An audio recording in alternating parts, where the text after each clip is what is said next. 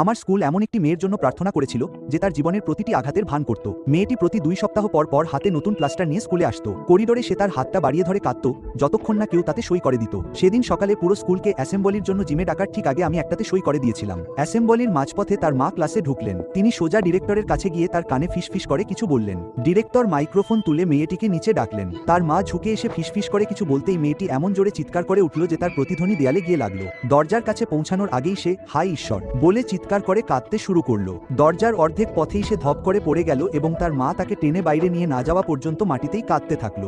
10 minute পর সে চোখ খুলে বন্ধ করে ক্লাসে ফিরে এসে একটি কথাও না বলে বসে পড়ল।